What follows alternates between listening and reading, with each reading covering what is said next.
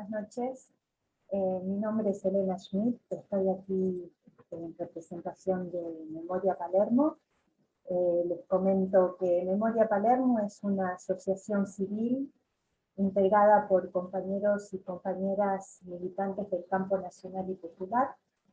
Desde el 2012, más o menos, empezamos a trabajar lo que es la memoria de los compañeros y compañeras detenidos desaparecidos que tuvieran alguna relación directa con el barrio de Palermo. Y trabajamos para que esa memoria se convierta en historia. Como tal, nos encolumnamos tras el colectivo de Barrios por Memoria y Justicia, y una de nuestras tareas esenciales es la elaboración y la colocación de baldosas en memoria de los compañeros y compañeras. En el 2014 nos instituimos como una asociación civil, y eso nos permite trabajar el tema de derechos humanos afuera del marco histórico del terrorismo de Estado. Ahora, bueno, es un gusto tenerlos acá escuchándonos, viendo esta hermosa presentación por parte de Guillermo, y bueno, le paso la palabra a Ana para que lo presente.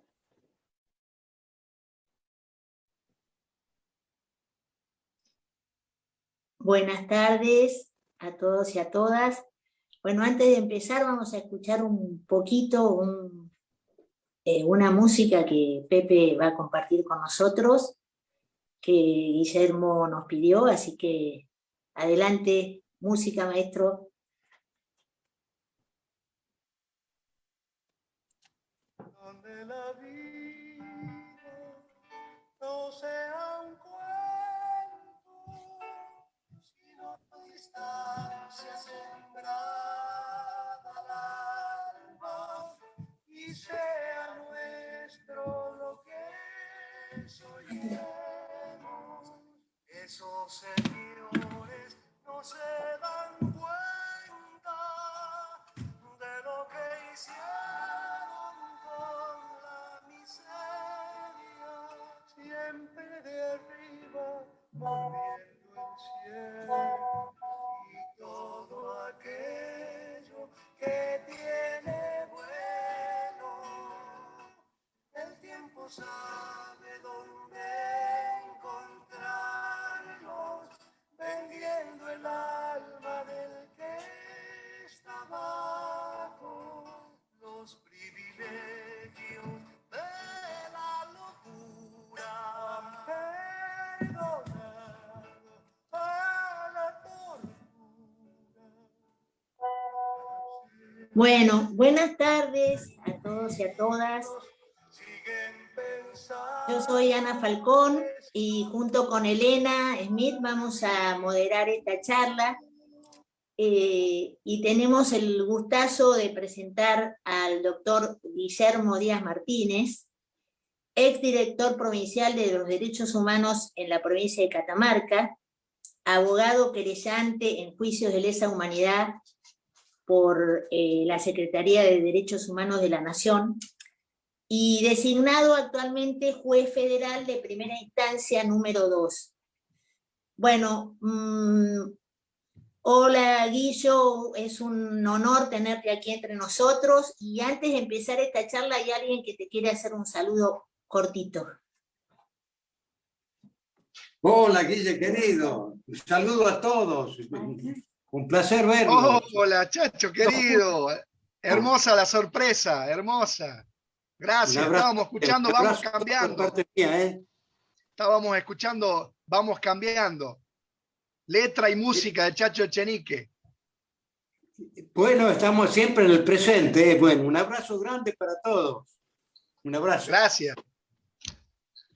Bueno, y ahora Guillo, bueno, te damos la bienvenida y te queríamos preguntar, digamos, que a partir de lo que vos te incorporás muy joven a lo que es la defensa de los derechos humanos, Y a muchas de aquí, de nuestro grupo, nos llamó la atención y querían saber un poquito tu historia personal, que nos cuentes un poco con respecto a este tema, obviamente, ¿no? Y cuál es tu visión con respecto a la juventud actual en el tema de la memoria y la participación política. Hola, pero muy buenas tardes para todos y todas. Es un honor y un privilegio poder estar con todos ustedes en Memoria Palermo, que tenía muchas noticias y de todas sus actividades. Así que no son una organización de derechos humanos que no conozca, sino todo lo contrario. Repito, muchísimas gracias. Celebro poder participar y poder conversar con todos ustedes. Y particularmente le quiero dar las gracias a mi querida amiga Ana Falcón, a quien no solo nos une el fanatismo por el dúo salteño, sino también la militancia por los derechos humanos. Muchas gracias, Ana. Muchísimas gracias por la canción bella del Chacho y por la sorpresa. La verdad que fue una sorpresa hermosa, como siempre, verlo al Chacho. Bueno, a tu pregunta, Ana, ¿por qué me incorporé joven o de muy joven, digamos, a la militancia por los derechos humanos? Yo te podría decir por dos cuestiones. Una, por la historia familiar, personal, y la otra por la realidad sociopolítica que me tocó vivir. Yo en el año 2001 me recibí de abogado en la Universidad de Buenos Aires, en la UBA. Y bueno, en todo ese contexto de los años 90 fui transitando el estudio y me recibí en ese año que todos ya conocemos de lo que fue el 2001. Y me recibí en diciembre. Tuve la oportunidad de poder participar en las jornadas del 19, sobre todo, más que del 20. Pude presenciar todo ese hecho, como se conoció después, como el argentinazo, como se lo quiera llamar, pero fue en donde el pueblo salió a la calle. Y eso a mí me marcó desde lo personal, porque siempre me interesó la cuestión pública y creo que una forma de devolver lo que me dio la educación pública, lo que me dio el Estado Nacional, en este caso a través de la educación universitaria, pensaba que era poner al servicio mi profesión a los que más la necesitaban en ese contexto, que era el amplio catálogo de los derechos humanos que estaban siendo violados, avasallados permanentemente. Esto fue un punto central. Yo había ganado una media beca para estudiar, para hacer un posgrado en Alemania. Era una media beca que la había ganado a través de la embajada alemana y con ayuda de profesores de la UBA. Todos saben lo que sucedió en el 2001 desde el punto de vista económico, la crisis absoluta. Fue una cuestión que me impidió irme porque los costos se fueron por las nubes. Y bueno, volví a mi provincia donde estaba mi familia, y mi padre también abogado, mi madre también, mi hermano también abogado. Y bueno, vine a decir, bueno, hasta que pase eso. Y bueno, ya me quedé desde el año 2002 a la fecha y no me fui más. Cuando llegué a la provincia con todo este interés por la problemática social, junto a otros colegas, abogados, abogadas, formamos lo que se conoció en el Colegio de Abogados como la Comisión de Derechos Humanos. Y la verdad que fue más que una comisión de derechos humanos, porque en ese momento entendimos que no solo tenían que abrirse las puertas del colegio de abogados y abogadas a los profesionales, sino a toda la comunidad. Y fue en ese contexto en donde pudimos intercambiar y trabajar con distintas personas vinculadas a la militancia de distintas problemáticas de los derechos humanos. Y a partir de ahí, más que una comisión, fue una defensoría, digo yo, porque tratábamos todos los temas, desde la violencia institucional, desde, bueno, todo lo que hace un defensor y del pueblo y demás. Bueno, esa fue una experiencia riquísima en la cual me vinculó con militantes importantísimos en la provincia, vinculados sí a la temática de memoria, verdad y justicia. Recordemos que estamos hablando del año 2002. A partir de ahí tuvimos unas distintas jornadas en el colegio con militantes de la organización Hijos de Córdoba, particularmente en la cabeza de Martín Fresneda, que luego fuera secretario de Derechos Humanos de la Nación durante la última presidencia de Cristina Fernández de Kirchner. Y a partir de ahí trabajamos con Mirta y de Clerici. Digo estos nombres porque son nombres muy importantes en la militancia y en la lucha de nuestra provincia, acá en Catamarca. Claudia Villegas, Monena Márquez, Cristina Ibáñez, Mami Castillo, Ana Raduski, bueno, y tantos otros compañeros, Noemí Toledo Ponce, Felicinda Santos Ponce, bueno, y ahí empezamos a hacer distintas charlas sobre la impunidad vigente que estábamos transitando en el año 2002, el año 2003, en plena vigencia las leyes de punto final, obediencia debida, indultos y demás, todo lo que conocemos como la normativa de impunidad que nos asolaba a la sociedad toda. Y bueno, comenzó esa vinculación, y un día para otro, como es esto, como es la propia vida, era el representante no solo de familiares víctimas del terrorismo de Estado acá en la provincia de Catamarca, sino incorporaba un equipo de 20 abogados y abogadas aproximadamente, que había conformado el entonces y gran amigo y gran maestro para mí, que fue el ex secretario de Derechos Humanos de la Nación, Eduardo Luis Duhalde, quien ya no está físicamente con nosotros, pero él conformó este equipo de abogados querellantes para todo el país, y bueno, tuve el honor de poder participar en ese equipo. Estamos hablando ya del año 2007. Así que bueno, comencé esa tarea ya más específica en la materia de los derechos humanos, vinculada a todo lo que fue el proceso de los juicios por crímenes o delitos de lesa humanidad en la provincia de Catamarca. Bueno, fue una actividad, la verdad, intensa, porque fueron los primeros años. Bueno, hay mucho para conversar sobre esto, que seguramente surgirá a lo largo de esta charla. Y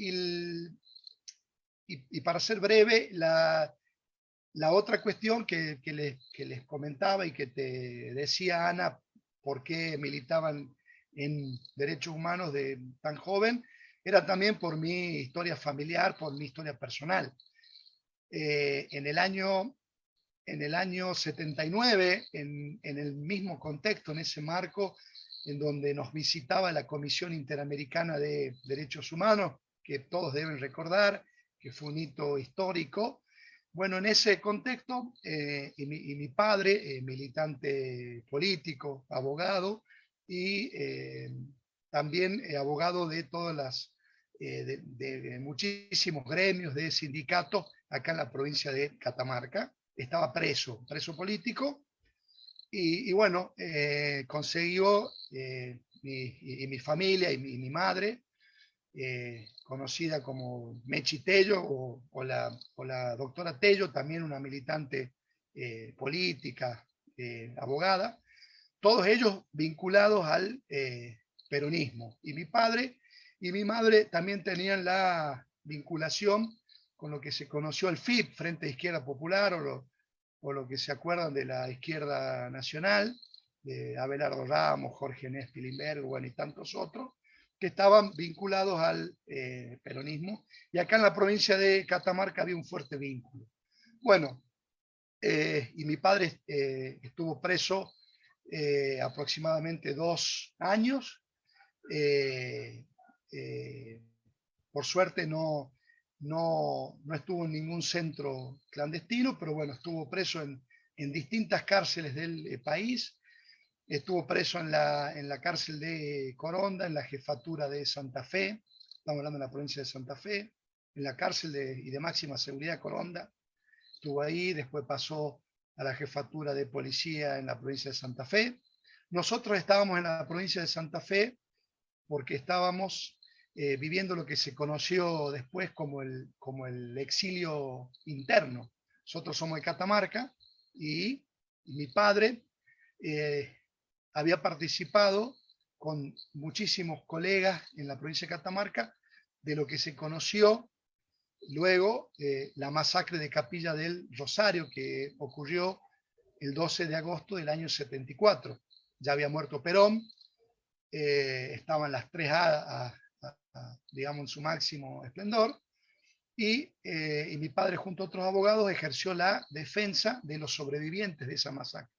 Eso también provocó que al poco tiempo salga el primer decreto de encarcelamiento, que fue en noviembre cuando se dicta el estado de sitio en el 74, y mi padre, bueno, junto a otros compañeros logra escapar para no ser apresado, y en síntesis terminamos con mi familia en la provincia de Santa Fe, en la ciudad de Galvez.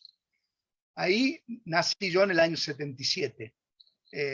Mi hermano, Rafael, que me lleva 7 años, bueno, él estaba ahí también, que él había nacido en Córdoba.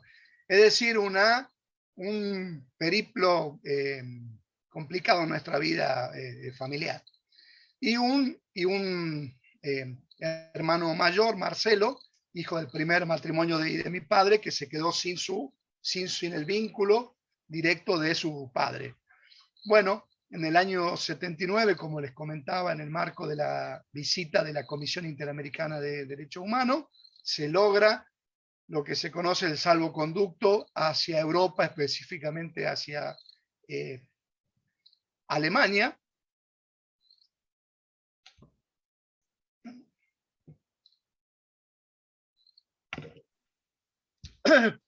Perdón. Bueno, y a partir de ahí, en el año 79, nos vamos con mi familia hacia el exilio. Nos vamos a la ciudad de... Sí, no, te quería hacer una breve acotación. Cuando vos contás lo de Capilla del Rosario, vos ahora fuiste abogado querellante, ¿no es cierto?, en los juicios actuales. Gracias, Anita, por darme el respiro, por darme el salvoconducto. Son estas jugadas de la emoción que traicionan. Por más experiencia que uno tenga, esto pasa. Bueno, te la hago corta, Anita. Cuando llegamos a Alemania, nos esperan los curas del tercer mundo, también muchos alemanes vinculados a distintas organizaciones de derechos humanos, y esto se hace a través de Naciones Unidas, y bueno, transitamos allá en la ciudad de Ulm, al sur de la Alemania no comunista, digamos, en aquel entonces. Y ahí estuvimos prácticamente casi 5 años, hasta que volvió la democracia. Dentro de ese contexto de ir a un país en donde la verdad que mi familia no tenía pensado, yo me fui a los 2 años al exilio, y mi primer idioma fue el alemán. Yo aprendí a hablar el idioma castellano a los 7, 8, 9 años más o menos, si bien yo lo comprendía porque en mi casa con mi hermano Rafael, entre nosotros hablábamos, jugábamos, discutíamos en alemán, mientras nuestros padres, mi papá y mi mamá nos hablaba en castellano para que no se pierda eso, porque no se sabía cuándo podíamos regresar. Recordemos lo que pasaba en Chile. Bueno, estaba todo muy sólido. Bueno, dentro de ese contexto, previo a eso, en el año 75, un hermano de mi padre, con el mismo nombre que me pusieron a mí por él, Guillermo Díaz Martínez, el Chango Nieto, conocido como el Chango Díaz Nieto, militaba en La Plata, en el peronismo, también en Montoneros, y él es secuestrado en la provincia de Tucumán en el año 75 y está desaparecido junto a otros compañeros. Lo que me contaban y mi primo, Gervasio, hijo de Guillermo, que fue el primer, junto con sus otros compañeros, fueron los primeros secuestrados de lo que se conoció como el operativo Independencia en la provincia de Tucumán, y fueron las primeras personas desaparecidas, porque antes se los secuestraba y el cadáver aparecía a los 2 meses, a la semana y demás. Según lo que me contaban, fue la primera vez en que este grupo directamente ya su cadáver estaba, digamos, no se encontraba. En ese marco, bueno, esa es un poco la historia familiar. Y mi abuelo, un escribano que no estaba vinculado a la política, pero sí un hombre público, trabajaba con mi padre en el estudio jurídico.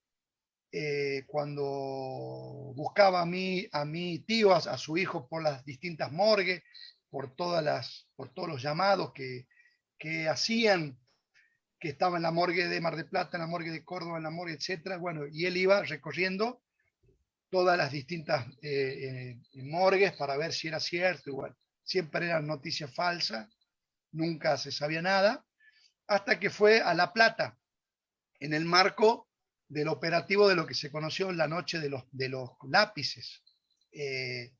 Estaba en un bar conversando con un amigo de mi tío, que se conoce como el dirigente juvenil de la Juventud Peronista, que ustedes seguro recordarán como el Bocha Plaza, sobrino del Monseñor Plaza, un personaje siniestro, el arzobispo creo que era de La Plata. Claro. Y bueno, estaban tomando un café, seguramente que mi abuelo buscando más información. Mientras eso pasaba, septiembre del 76, mi padre estaba prófugo, digamos, para no ser atrapado. No podía moverse en búsqueda de saber de su hermano. En ese contexto, y mi abuelo estando con el Bocha Plaza en ese bar, entra una patota y lo secuestra. La patota después se conoció que fue en el mismo operativo de la noche de los lápices. Mi abuelo junto a Bocha Plaza terminan en centros clandestinos, ahí en lo que se conoció como el circuito CAMS, y Bocha Plaza está desaparecido. Se dice que fue secuestrado por orden de su de su propio tío, del arzobispo Plaza. Y bueno, mi abuelo logra ser liberado después de casi más de 20 días sometido a las torturas, simulacros de fusilamiento y demás. Lo liberan en un descampado en la provincia de Buenos Aires, en Punta Lara, tengo entendido, casi sin ropa, y bueno, y logra conectarse hasta que vuelve a Catamarca. Nuestra familia no sabía nada de mi abuelo, en todo ese contexto familiar. Bueno, y cuenta mi abuelo que él, lo que le sorprendió, mi abuelo se dice que era un hombre grande, pero en aquel momento tenía 59 años, pero obviamente tenía una apariencia de un hombre muchísimo más grande. Bueno, en aquel tiempo era un poco así también. Y él lo que relata es que le sorprendió y le llamó la atención la cantidad de jóvenes secuestrados, mujeres, hombres, y ahí en donde se logra conectar que estuvo en el mismo cautiverio con los chicos de la noche de los lápices. No sé si con todos o todas, pero sí con cierto grupo de ellos. Mi abuelo vuelve a Catamarca y a los pocos meses muere. Muere en el 76. En ese contexto, repito, mi padre no podía volver a Catamarca porque lo estaban esperando para encarcelarlo, etc. Y mi abuelo muere a consecuencia de las torturas salvajes que fue sometido. Hay una causa que la familia está como querellante, y nuestro abogado de la familia es el querido amigo y tan generoso, Pablo Yonto, que sé que también estuvo acá en el conversatorio, que yo lo seguí también, que fue una charla hermosa. Bueno, que eso se está llevando allá en la ciudad de La Plata, y bueno, esperemos que pronto tengamos el juicio oral. Ese es un poco, Anita, y la historia personal muy simplificada. Tengo tíos también que han sido... Guillo, sobradas vida como para no después seguir vos por el camino de los derechos humanos, ¿no? Con tanto sufrimiento terrible, la verdad, tu historia. Sobrados motivos.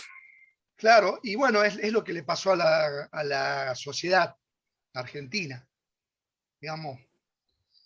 Eso es lo que sucedió. Y bueno, y la oportunidad de la vida me dio poder estar como abogado en estos juicios, ¿no es cierto? En los juicios de lesa humanidad. Así que también eso es una oportunidad para mí, también fue interesantísimo, importantísimo. Bueno, y sobre la pregunta que opinaba sobre los jóvenes y la política, en lo que nos pasa acá a nosotros en la provincia de Catamarca, es interesantísimo. Nosotros en los juicios que tuvimos acá en la provincia, los organismos de derechos humanos, en el caso particular de la asociación La Casa de la Memoria, participó en un programa que se llama La Escuela va a los juicios, en donde chicos de la escuela secundaria pudieron participar. Esa fue, Anita y compañeras, una experiencia, la verdad que impresionante, porque fueron muchísimos jóvenes a los juicios. Eso fue para mí algo importantísimo.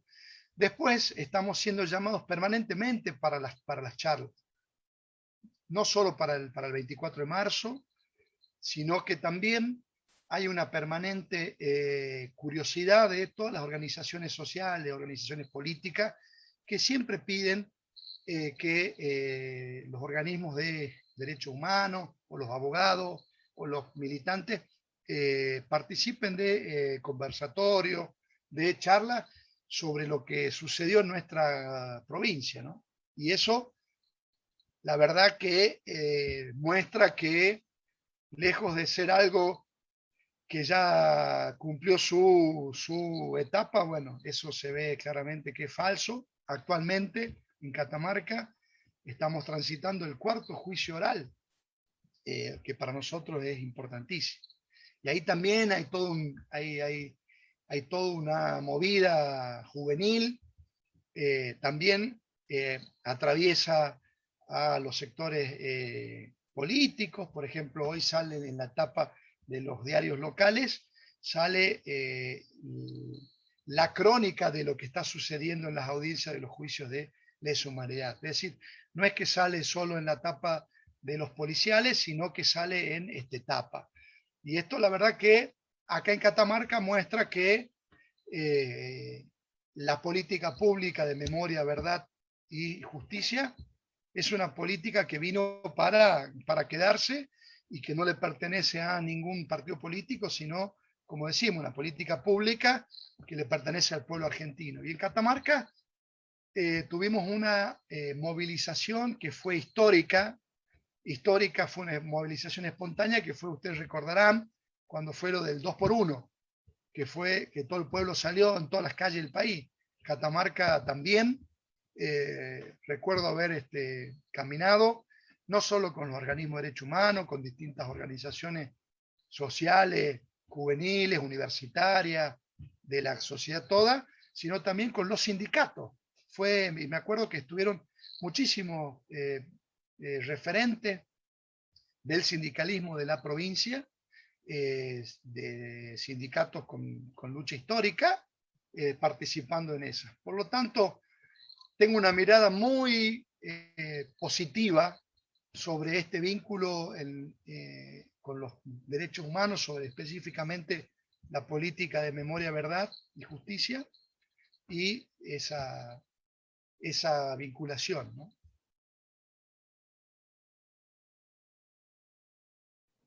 Bien.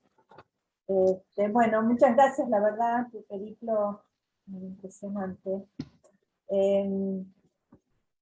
Queríamos preguntarte, así como abogado querellante por la Secretaría de Derechos Humanos, si nos podés poner al tanto sobre los juicios de lesa humanidad en La Rioja, fundamentalmente con respecto a los asesinatos de Monseñor Angelelli y los curitas de Chamical. Cómo no, con mucho gusto. Bueno, mientras nosotros estábamos trabajando en Catamarca en los juicios de lesa humanidad, que es un punto también importante para charlarlo después, si es que da el tiempo, pero Catamarca, a diferencia de lo que es la provincia de La Rioja, en Catamarca se instaló una verdad, entre comillas, en donde se hablaba de que Catamarca había sido una isla durante la dictadura cívico-militar, que en Catamarca no había pasado nada, que Catamarca había sido una excepción, había sido, como dijo uno de los condenados en los juicios en Catamarca, Catamarca había sido un oasis de la felicidad. Es decir, tuvimos que trabajar mucho sobre esa cuestión desde la sociología, desde el sentido común y demás, para sacar esa falsa verdad. Y bueno, y eso ayudaba mucho en los juicios. Lo que pasaba en la provincia de La Rioja era otra cuestión. En La Rioja, como ustedes sabrán, estaba la pastoral de Monseñor Angelelli. Y eso es un dato fundamental para comprender todo el proceso de La Rioja. En el año 2009, estando en Catamarca, me llama por teléfono el entonces secretario de Derechos Humanos de la provincia de La Rioja, el querido amigo y tan querido Domingo Bordón, un expreso político, un poeta, escritor también, querido, músico, amigo de Anita, amigo y del Chacho también, y bueno, una gran persona. Él me llama por teléfono junto a otro querido amigo y a una gran persona como es el doctor Aldo Fermín Morales. Aldo Fermín Morales fue el juez provincial que instruyó la causa cuando arrancaba el proceso democrático por el año 83-84, específicamente en el año 85, sobre la causa de Monseñor y la causa de los curistas de Chamical, la causa de Wenceslao Pedernera y demás. Y él fue el que trabajó muchísimo y recolectó, diría, casi el 90% de todo el material probatorio contundente de lo que se conoció después como los homicidios y demás sobre la pastoral de Monseñor Angelelli. En el año 2009 me llama Domingo porque quería reunirse conmigo y con Aldo Morales. Nos reunimos acá en Catamarca y me plantean la situación con muchísima preocupación, diciéndome que la causa de Monseñor Angelelli estaba absolutamente paralizada. Recordemos el año 2009. Y en palabras más, palabras menos, si le podíamos dar una mano. Y obviamente que sí. Obviamente que era un desafío inmenso porque entre nosotros, las voces que había desde afuera del expediente se había instalado fuertemente y había tenido también, así como en Catamarca se había instalado esta idea de que era una isla, respecto a lo de Monseñor Angelelli se había instalado que fue un accidente y que no había material probatorio porque era muy, muy complejo desde el punto de vista probatorio en un juicio penal acreditar de que no había sido un accidente y que preferiblemente era dejarlo así, total el pueblo sabía que lo habían matado, y otros, como en el caso particular mío, junto a otros abogados como Bernardo Lobo Bulló, también en su momento lo charlamos a esto con Martín Fresnedas, que era abogado querellante antes de ser secretario de Derechos Humanos de la Nación, en Córdoba, con Claudio Oroz, también, sobre el punto de vista penal probatorio, porque los juicios de lesa humanidad son igual que un juicio penal que uno conoce, tiene que tener pruebas para poder condenar. Solo que estamos hablando de delitos que no son comunes, que son atroces, bueno, todo lo que ustedes ya conocen, pero necesitamos el rigor probatorio, ¿sí? Tenemos pruebas, necesitamos pruebas.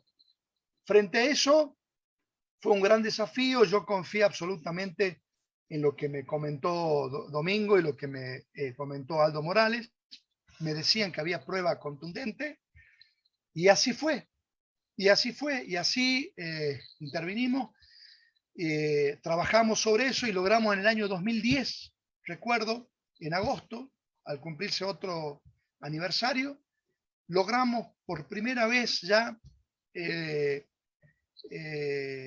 primer requerimiento en donde se imputaba a Videla, a Arguindegui, a Menéndez, es decir, a todos los máximos responsables ideológicos, intelectuales del homicidio a Monseñor Angelelli. Y ahí trabajamos fuertemente en esa causa. Había distintas cuestiones, por ejemplo, yo cuando hablo con el doctor Morales, con Aldo, claro, nos miramos y le digo, Aldo, en un juicio de lesa humanidad, cuando todos los crímenes se cometieron bajo la oscuridad, llamémosle así, bajo la noche, bajo la clandestinidad, que es lo que caracterizan a estos crímenes, es decir, cuando el Estado se vuelve delincuente, y ahí está el Estado paralelo, ilegal, que hace todo bajo la noche, en donde no deja rastros, donde no hay rastros. Ahí es donde se complica mucho. Y le digo, Aldo, esto es una de las causas más claras que hay de las del terrorismo de Estado.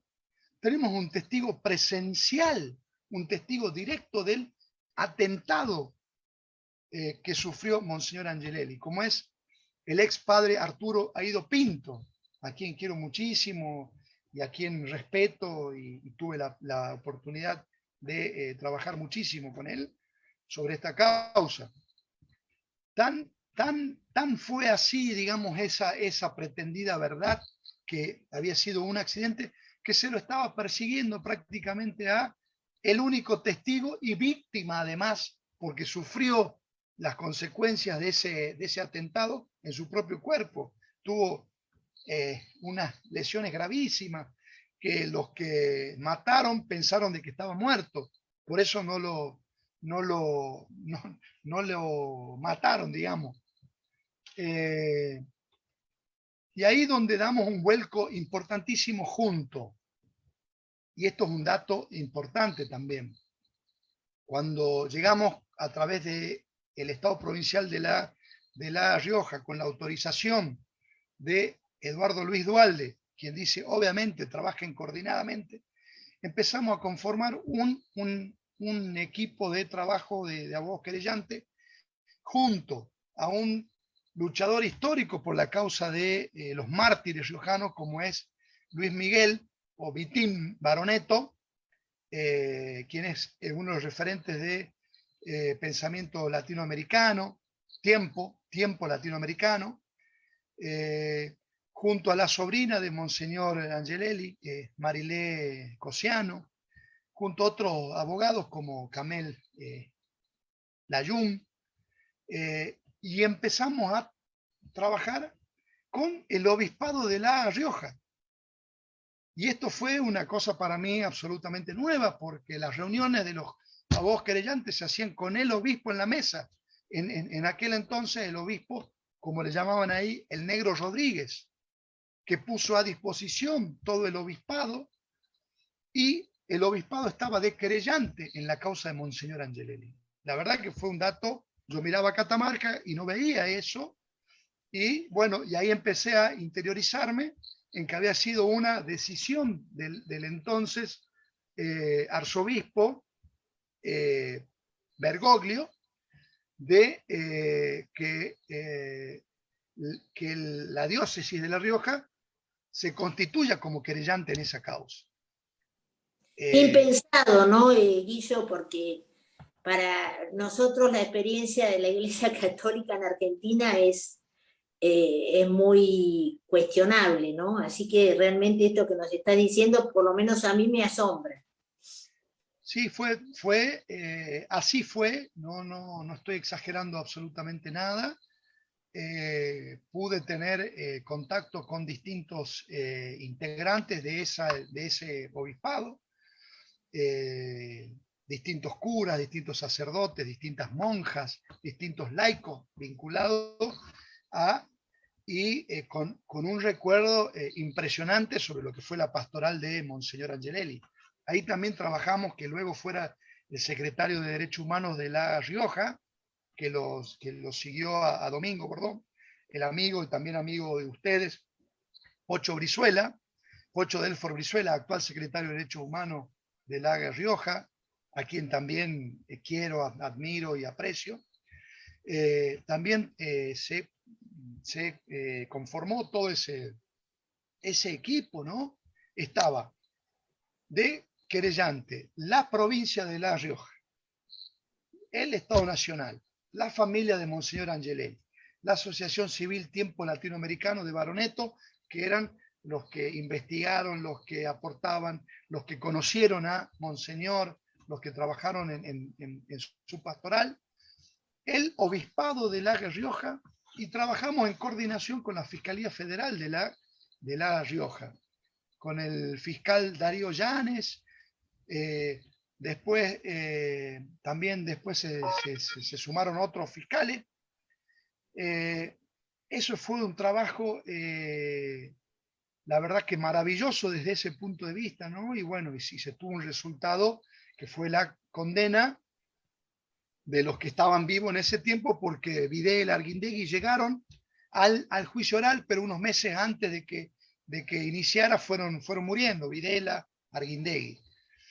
Pero bueno, se logró condenar a Luciano Benjamín Menéndez y a Estrella, que eran personajes con altísimo Siniestro. vuelo, claro, en lo que fue el tercer cuerpo de ejército y sobre todo en la provincia de La Rioja.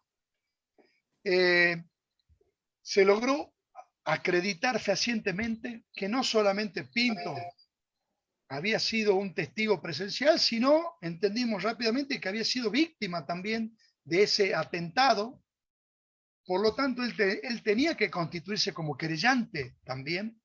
Y ahí fue un vuelco importantísimo porque pudimos ordenar su testimonio. Él había declarado millones de veces.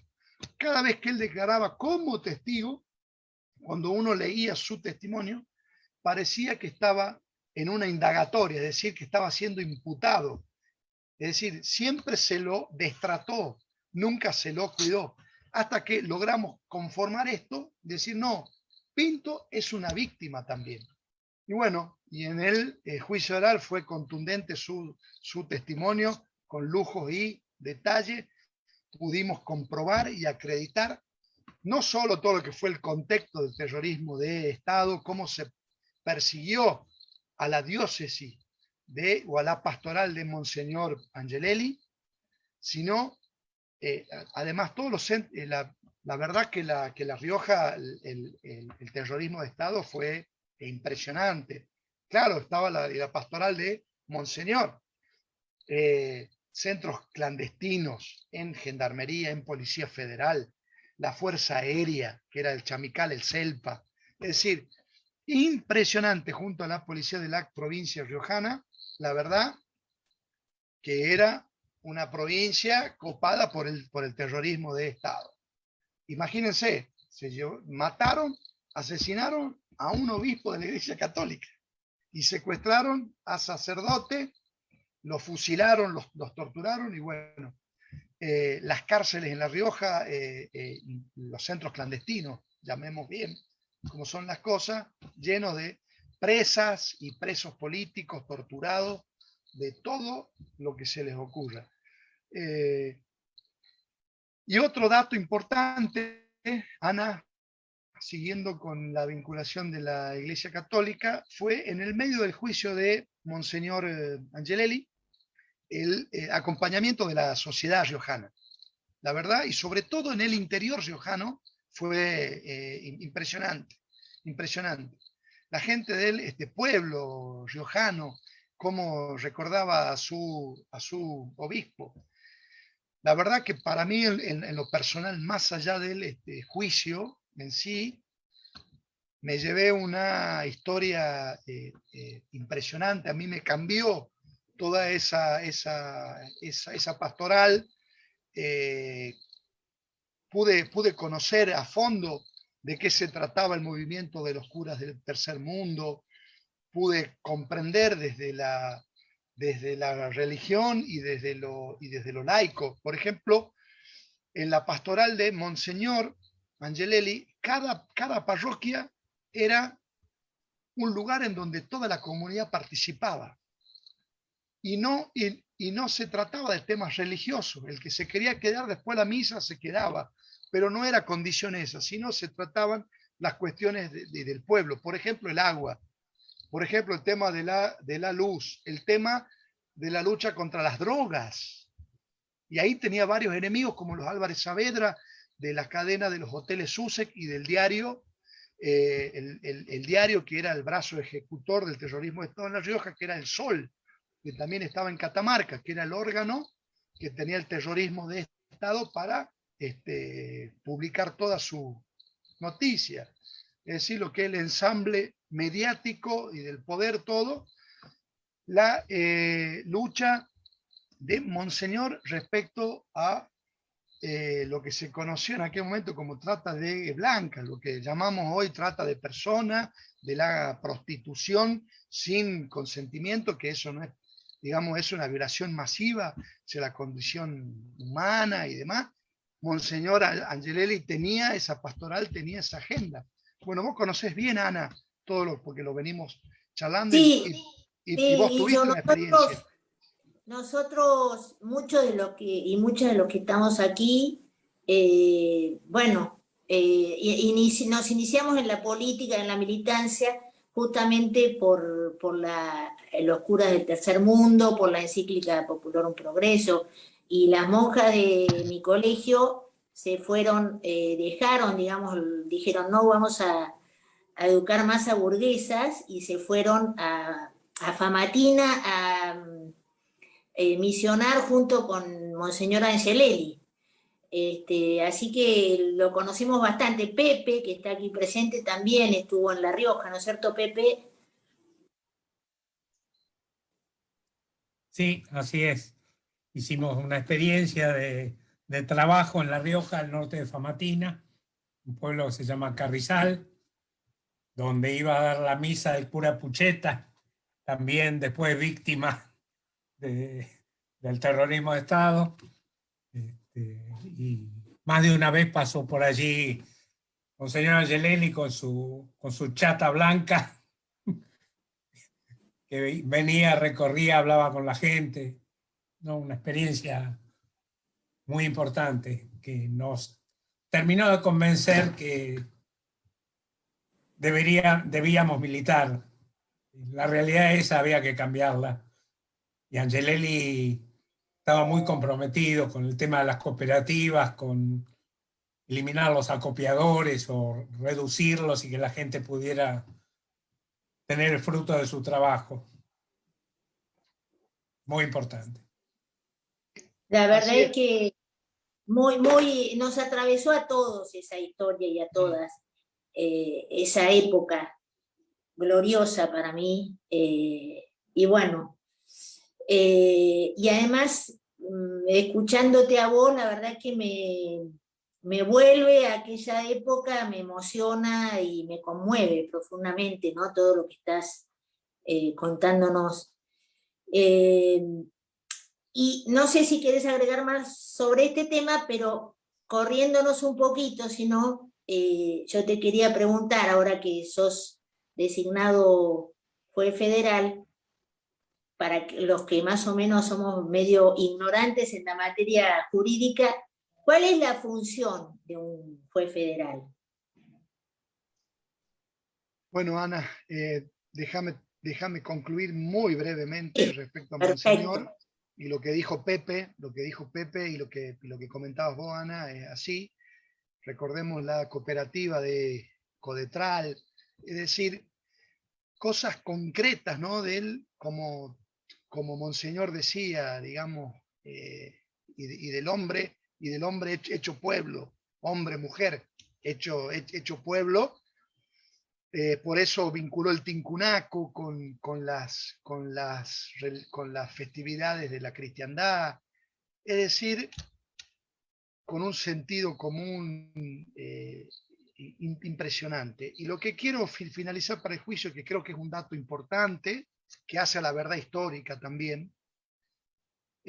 Todos conocen ya lo que fue el legado, ¿no es cierto?, Monseñor, de los curitas de Chamical, del Wenceslao Pernero laico, asesinado, toda la persecución y demás.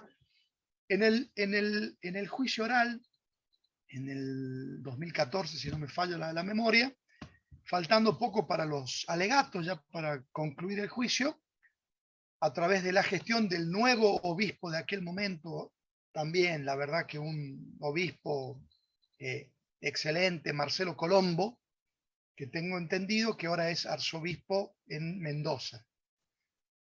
Doctor, es abogado, se doctoró en Derechos Humanos,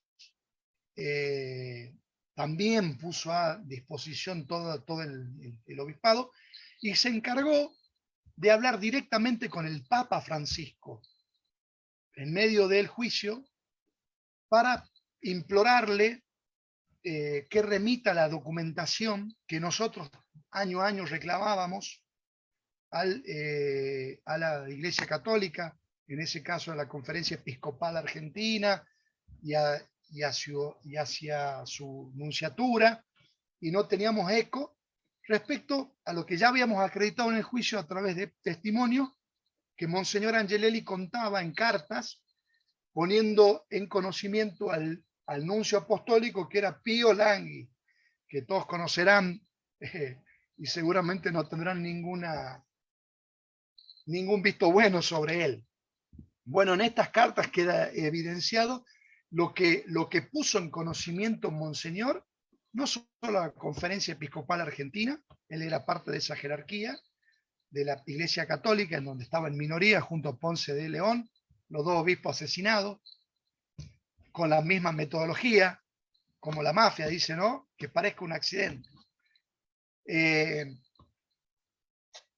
Pone en conocimiento al Papa también, Monseñor Angelelli, de la persecución y que corría su propia vida y que lo habían amenazado de muerte y que se había reunido con el nefasto Luciano Benjamín Menéndez en Córdoba y que no había sido una conversación, una entrevista absolutamente agradable, sino todo lo contrario, en donde Luciano Benjamín se muestra como un cruzado de la fe.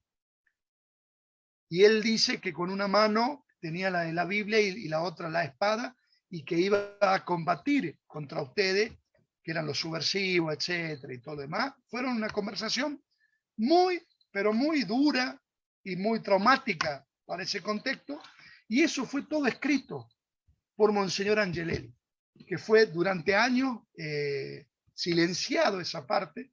Nosotros sabíamos porque Monseñor Angelelli había comentado esta situación, y estas personas que habían escuchado directamente de Monseñor fueron al juicio en distintas etapas y declararon. Bueno, el Papa Francisco remitió automáticamente toda la documentación en un tiempo récord y se comunicaron, esto fue así, después fue tapa en todos los diarios, me acuerdo, y fue un espaldarazo porque fue algo que si bien ya estaba aprobado, pero necesitábamos esa documentación remitida por el Vaticano. Y ahí, bueno, fue como un cierre total para luego, con todo el marco probatorio, avanzar. Eso por un lado. Bueno, yendo a la otra pregunta. Perdón, sí. Guillermo, te quería decir algo también. Para el interior de la Iglesia Católica, haberlo beatificado, Angelelli, también debió haber sido un shock muy importante para posicionar dónde estaban unos y dónde estaban otros. Exactamente, María, exactamente. Y bueno, siempre están los detractores, ¿no? En la misma Rioja, al día de hoy, hay personas públicas y demás que hablan de un accidente, pero ya no es el mismo contexto, ya con un juicio, con condenas, con pruebas, con la sociedad en su inmensa mayoría que toma esta verdad, que ya no es una verdad histórica, sino ya es una verdad jurídica, y con la beatificación, que fue un acto multitudinario para el pueblo, no solo riojano, sino latinoamericano, porque Monseñor Angelelli trascendía la Rioja, obviamente. Sí, así fue para mí también, María, coincido contigo.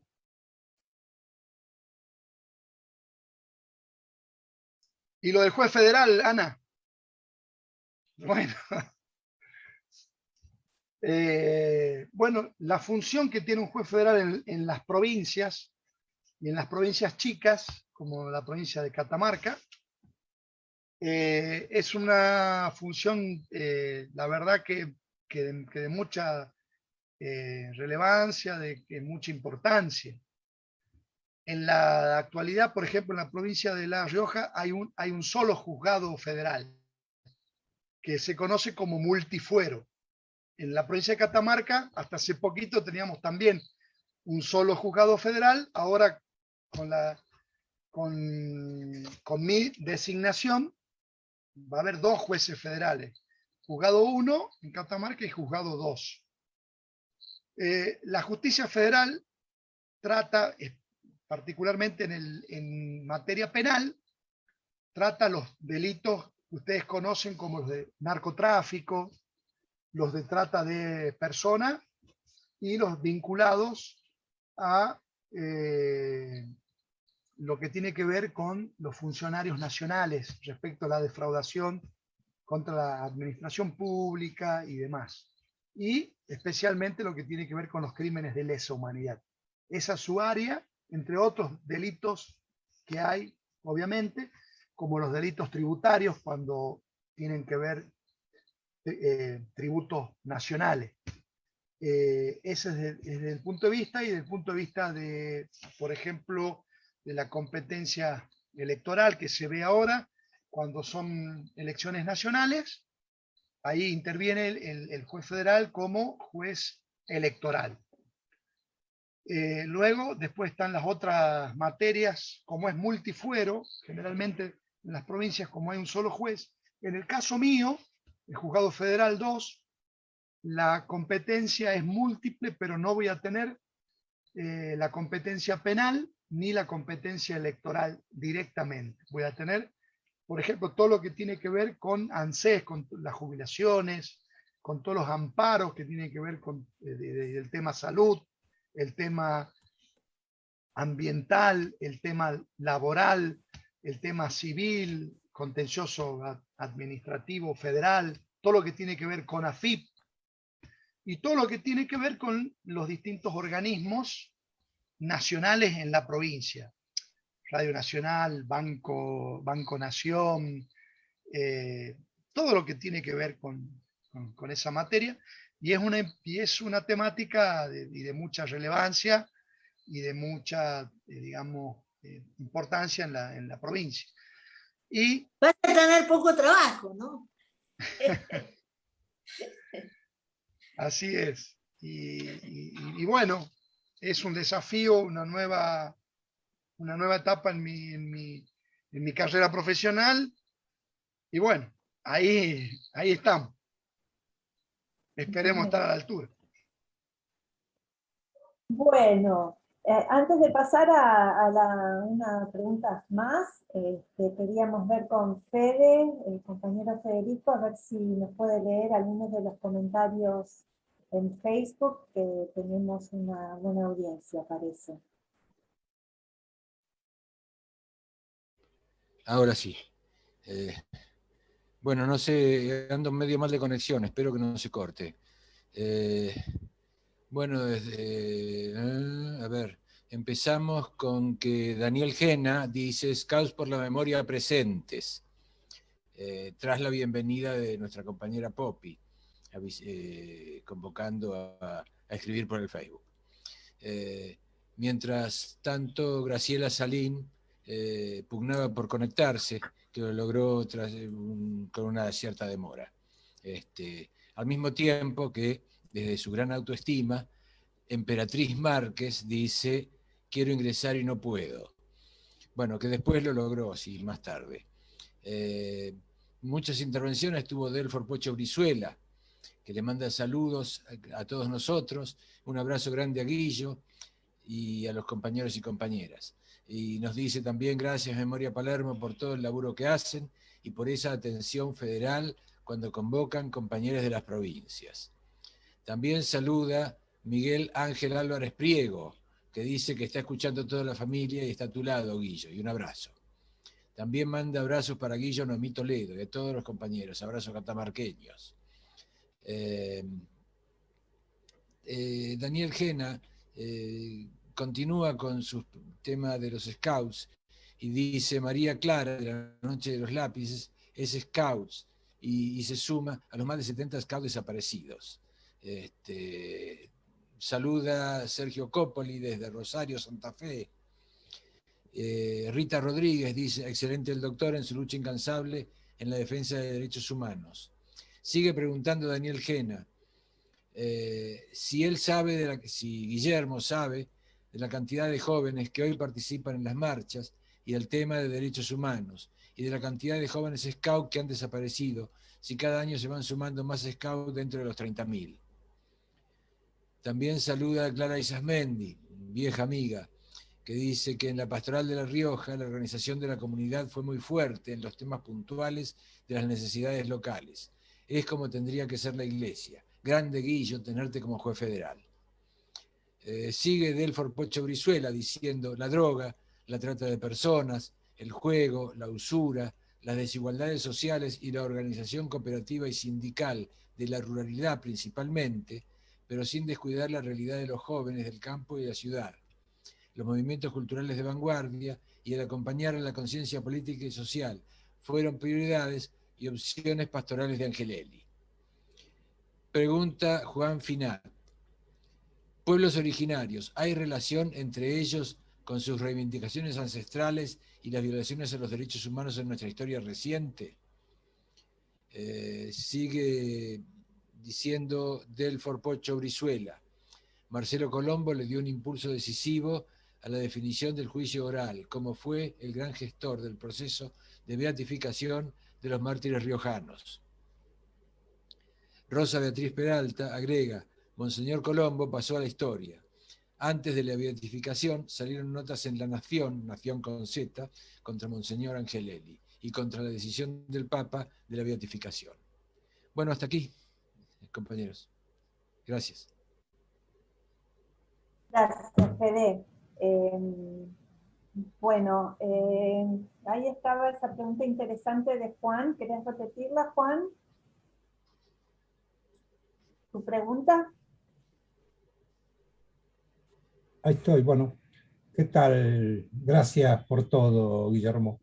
La pregunta es, pueblos originarios, más allá de sus reivindicaciones ancestrales, ¿hay algún puente entre aquellas reivindicaciones y las de la historia más reciente argentina en cuanto al terrorismo de Estado? A ver, obviamente que los derechos humanos no pueden estar ajenos a esa problemática. Y esto se vio claramente plasmado en la constituyente del año 94, en donde se incorporó y se dio un tratamiento importantísimo a los pueblos originarios en el marco jurídico. Y a partir de ahí hubo distintas normativas y demás. Nosotros no tenemos la misma problemática, por ejemplo, que tiene Jujuy, que puede tener Salta, que puede tener Chaco. Pero sí hay un registro que se está haciendo, que se está llevando acá en la provincia. Tienen sus distintos representantes, se están organizando, y eso tiene que estar en la agenda lógica de los derechos humanos como política pública en su identidad, en su respeto a la identidad y a sus reivindicaciones actuales, ¿no es cierto? Que muchas de ellas tienen que ver con el territorio, ¿no? Sobre el avance del sector privado sobre ciertos espacios. Y ahí es donde está la plataforma constitucional, de lo que hablaba anteriormente, en resguardo de esto. Y ahí cuando hay conflictos tiene que intervenir y la justicia. Pero digo, esto está amparado desde el punto de vista normativo. Yo entiendo que eso tiene que estar en la agenda de la gestión pública, digo, de una Secretaría de Derechos Humanos provincial. Eso sí está en área también de la Secretaría de Derechos Humanos de la Nación. Es decir, son ejes que están en la agenda de los derechos humanos. Bueno, muchas gracias. Ahí la compañera Sol nos pregunta, te hace una pregunta sobre cómo está el tema de los derechos humanos y, perdón, los temas de los derechos ambientales y la ecología en el norte, si están trabajando de manera enlazada con derechos humanos.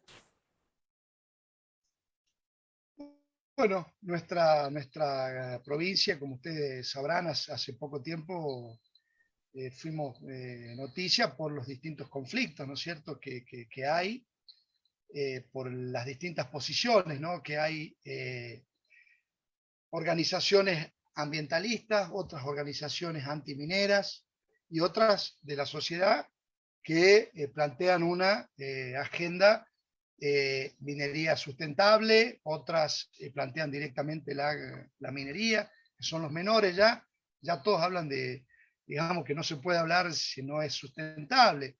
Y ahí donde hay una discusión social fuerte, importante, en donde el pueblo de Andalgalá, en sus expresiones, bueno, está demandando muchas cuestiones sobre puntos que no están claros para ellos, para ciertos sectores y demás. Lo importante es que es un proceso que se está dando y que hay que darle tiempo y hay que escuchar a todos y a todas las actores y, digamos, personas que están interviniendo en esa cuestión. Catamarca no es ajena a este conflicto democrático, le llamo yo, porque es donde todos participan e interpelan. Hay distintas posiciones y hay que ponerlas todas sobre la mesa, digamos. Todas son posiciones que hay que prestarle la debida atención, porque está un tema central como el de los derechos humanos, el tema ambiental. Pero bueno, es un tema que yo, por mi condición ya de juez por ahí, no quisiera avanzar, porque, bueno, me pueden comprender las generales de la ley y quisiera ser serio en eso y prolijo. Pero ese es el marco que todos conocemos, no dije nada que no sepan ustedes, es una problemática que no solo se está dando en Catamarca, sino en el mundo, en Latinoamérica, en donde está esta discusión, ¿no? Que es una discusión importantísima, la minería sustentable, y obviamente que se pone, siempre se dice, ¿puede existir una minería sustentable? Digamos, como crítica a eso.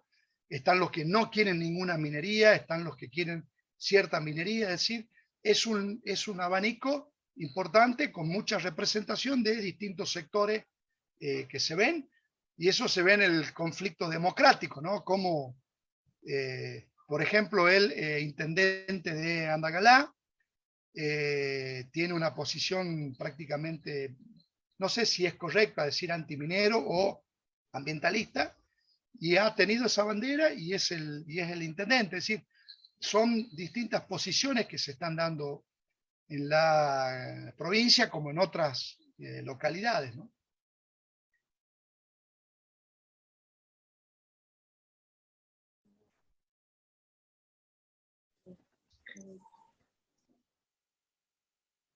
Bueno, Ellen, vos tenías, hay muchísimas preguntas que por ahí nos van a quedar un poco en el tintero, porque da para hablar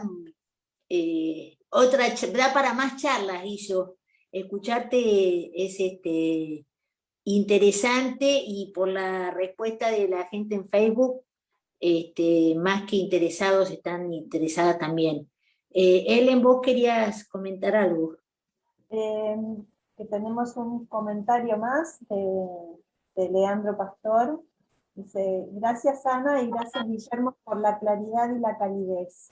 Recuerdos inolvidables e importantes para nuestro compromiso con la Iglesia y con el pueblo. Sí, y después también, bueno, muchos compañeros y compañeras que te mandan saludos. Guillo querido, dice Guadalupe Álvarez Cerezo. Un placer escucharte, conocer tus vivencias y que te haya marcado para luchar sin descanso por los derechos humanos. Sos una excelente persona. Felicidades por tanto esfuerzo. Bueno, Guillo, gracias por tu compromiso, que llegues a ser juez hoy, siempre listo, dice Daniel Gena. Guillo, te enviamos saludos, Domingo Bordón y Rosa Beatriz Peralta. Y bueno, no sé si Pocho dice, creo que es que el puente es hoy el tema de la tierra, su propiedad colectiva, una intuición de Angelelli con el planteo de la reforma agraria en su tiempo, y que hoy tiene que ver con el movimiento de los pueblos originarios y el movimiento campesino centrado en el tema tierra, agua y sustentabilidad ecológica. Ana Pastor dice: gracias a los organizadores por tan importante testimonio de Guillermo. Nos remueve lo vivido por tantos de nosotros que aprendimos de Angelelli, de los curas, de la comunidad de La Rioja y en mi caso de Chamical en especial. Delfor Pocho Brizuela dice: hermoso conversatorio, gracias a todos, abrazos a un gran militante de los derechos humanos como Guillo.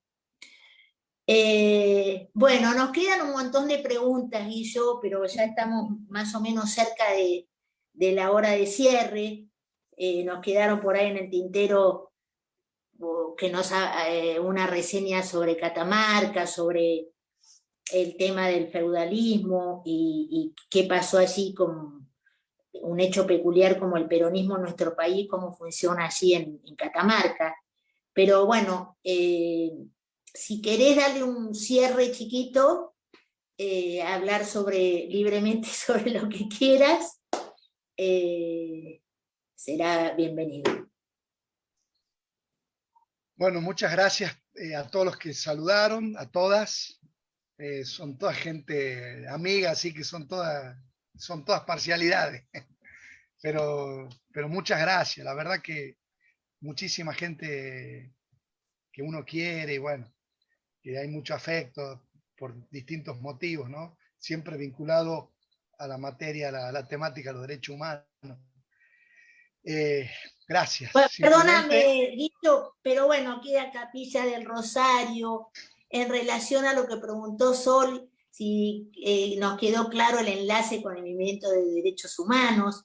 Sol dice: muchas gracias por acercarnos el marco, estamos interesados porque a nosotros también nos importa incluirnos en nuestro trabajo.